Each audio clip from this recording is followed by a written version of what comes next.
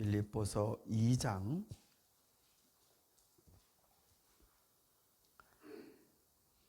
5절에서 8절까지의 말씀 우리 같이 나누겠습니다. 2장 5절에서 8절 한 절씩 읽겠습니다. 여러분 안에 이 마음을 품으십시오. 그것은 곧 그리스도 예수의 마음이기도 합니다.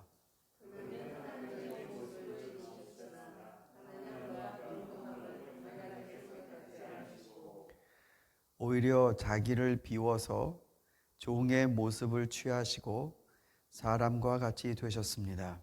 그는 사람의 모양으로 나타나셔서 자기를 낮추시고 죽기까지 분투하셨으니 곧 십자가에 죽기까지 하셨습니다. 아멘. 여러분 안에 이 마음을 품으십시오. 이것은 곧 그리스도 예수의 마음입니다. 그 사랑스러운 빌립보 교인들에게 사도 바울은 복음에 합당하게 생활하십시오. 여러분 안에 주님이 그리스도의 은혜가 여러분 안에 있습니다. 그것 안에 있는 그것대로 여러분 합당하게 생활하십시오. 그러시면서 이제 보다 본격적으로 예수 그리스도의 모습에 대해서 이제 얘기하기 시작합니다. 그 유명한 말씀이죠. 정확히 번역을 하면 여기 이제 마음이라고 되어 있는데 그냥 직역을 하면 이렇습니다. 예수님 안에 있는 그것을 여러분 안에 품으십시오라는 뜻입니다. 그러니까 이제 안에 있으니까 마음이라는 단어를 집어넣었지만 예수님 안에 있는 그것을 여러분 안에 그걸 품으십시오. 예수님이시니까 예수님 안에 그런 걸 품으신 거지. 우리 같은 사람 안에는 그런 게 안 빚어지지 않습니까? 이게 좀 무리다 싶어요. 어떻게 보면 예전에 어느 이제 한참 성경 공부를 할 때 청년이 질문을 했어요. 아주 똑똑한 청년이었습니다.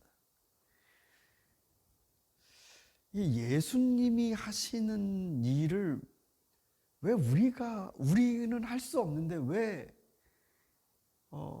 그렇게 해야 되는 겁니까? 뭐 이렇게 이제 질문을 했습니다. 그게 맞는 말도 같아요. 예수님이시니까 그렇게 하시는 거지. 우리 같은 사람이야 이게 한계가 너무나 역력하지 않습니까? 인간을 상황에 던져진 존재라고 표현도 합니다. 그러니까 어떤 때는 은혜 받고 정말로 뭐든지 다 할 것 같은 이 충만함이 있긴 있어요. 그러나 다른 때로 넘어가면 그 상황으로 넘어가면 인간은 마치 채널을 돌리도 확 바뀝니다. 너무나 연약하고 작아요.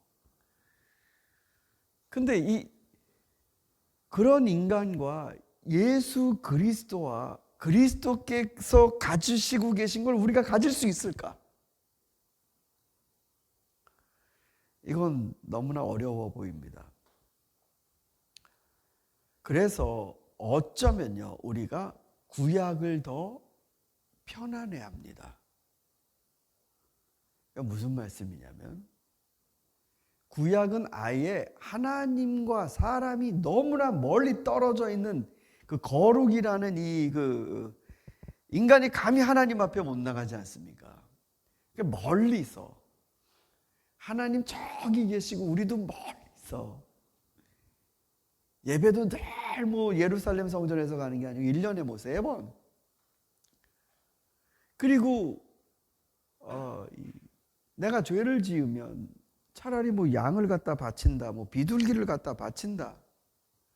이런 절차들이 있는 걸 우린 더 편해합니다.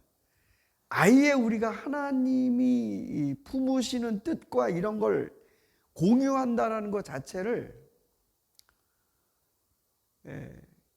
거의 불가능에 그런 상황에 놓고 차라리 그냥 그 몇몇 가지를 해내는 것을 하나님과 우리 사이의 관계가 유지되는 것으로, 이게 사실은 더 편해합니다.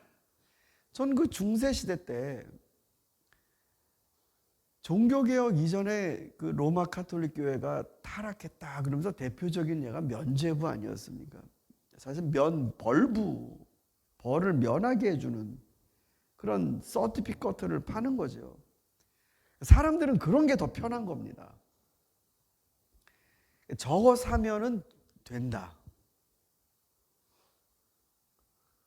저거 있으면 뭐 돌아가신 우리 아버지도 구원받고 우리 어머니도 구원받고, 믿긴 믿었지만은 이 신앙이 아닌 것 같은 믿음을 가져서 지금 뭐 어디서 연옥에서 고생하시는 분, 내가 이거 사면 그 복무 기간이 줄어든다. 이런 게 더 편한 겁니다. 그런 거 사는 게 더 낫지. 그러니까 거기에는 하나님과 나, 이게 거리가 가까워진다라는 거를 이게 상정하지 않습니다.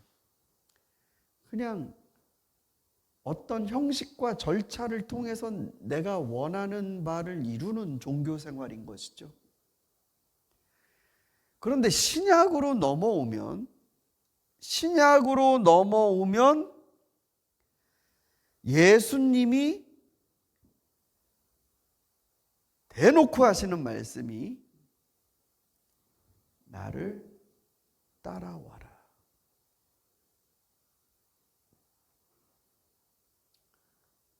그러니까 구약과 다른 게 그겁니다.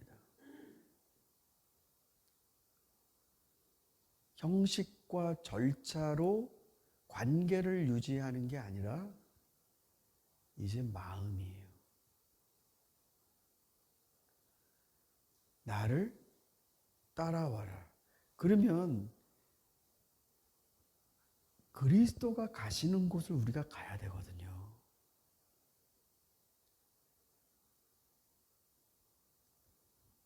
그 청년의 질문이 바로 그겁니다. 그건 주님이 가신 길인데 우리가 과연 갈 수 있는가?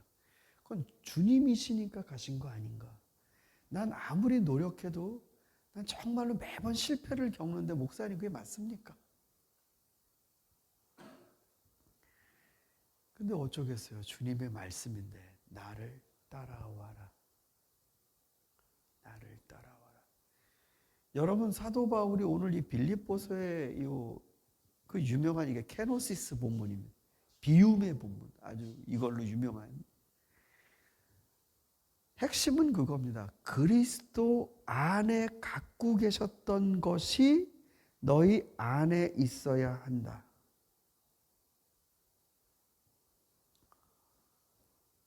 이거는요, 형식의 문제로 접근될 수 있는 게 아닙니다. 죄송스럽습니다만 이거 새벽 예배가 아니라 하루에 3번 예배를 드려도 그걸로 이게 상쇄가 안 됩니다.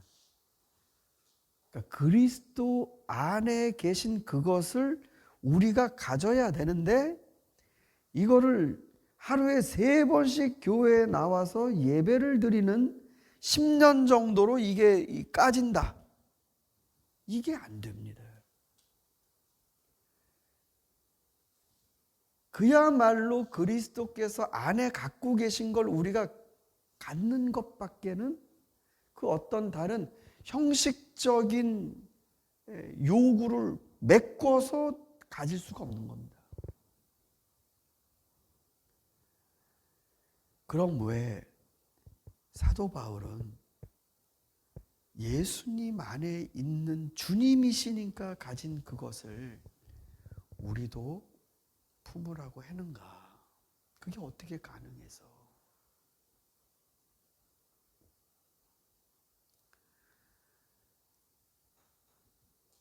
존 스토트 목사님이 이런 말을 한 적이 있습니다. 내가 지금 당장 내 앞에서 셰익스피어가 쓴 로미오와 줄리엣의 한 문장, 한 문단을 쓰라 그러면 나는 쓸 수가 없다. 내 문학 이 세계는 셰익스피어의 그게 아니니까. 그러나 셰익스피어가 가졌던 영감을 내가 갖게 된다면 나 역시 그가 썼던 글을 쓸 수 있을 것이다.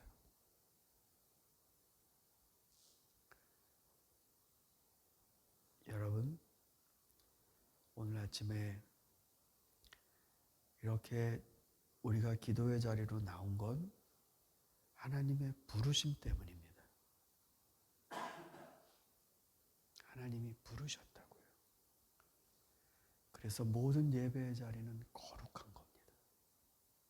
그 시작이 우리에게 있는 게 아니라 하나님 부르신 거예요. 이 부르심 가운데 우리가 아버지 하나님께 구해야 될 것 중에 가장 중요한 것은 바로 그리스도의 영입니다. 주님, 제 삶이 제가 일상적으로 살아왔던 제 이 멘탈로는 신앙을 꾸미는 정도지 주님의 것을 갖지 못합니다. 그러니까 주님은 어떻길래 그런 생각을 하셨는지 그 영감을 저에게 주십시오. 성령을 저에게 주십시오. 그래서 주님이 가지셨던 마음, 그것을 제가 품을 수 있도록. 아무리 눈을 씻고 봐도 도저히 웃음이 안 나오는 인간인데 어떻게 하면 내게로 오라, 내가 너를 편히 쉬게 하겠다라는 말이 나올 수 있는 건지 제 안에는 없습니다. 저는 죽었다 깨나도 99마리면 충분하지 잃어버린 한 마리 때문에 다시 가는 그런 사람 아닙니다. 어떤 마음을 갖고 계셨길래 그렇게 다시 한 마리를 찾아서 가시는 건지 저에게도 주님 마음을 채워주십시오. 지금으로는 안 됩니다. 여러분, 이 아침에 그걸 기도하십시오. 하나님이 우리가 하나님의 그러니까 하나님의 자녀로서 하나님을 닮기를 원하시는 것입니다. 그런데 이 간격은 성령으로밖에는 해결이 안 됩니다. 보혜사 성령을 너희에게 보내주시겠다. 꼭 와 계시다는 거 아니에요? 손을 뻗으시면 붙들어 주시지 않으시겠습니까? 구하면 주시지 않으시겠습니까? 어쩌면 그거를 구하려고 하는 마음 자체부터 기도해야 되는지도 모르겠습니다. 왜냐하면 우리 기도 리스트에는 그런 게 별로 없으니까. 이 마음을 품으십시오. 곧 예수 그리스도의 마음입니다. 이건 죽었다 깨나도 성령이 아니면 가능하지 않습니다. 그리스도께서 어떤 마음과 심정이셨길래 십자가를 지셨는지 그건 성령이 아니고서는 공감될 수가 없습니다.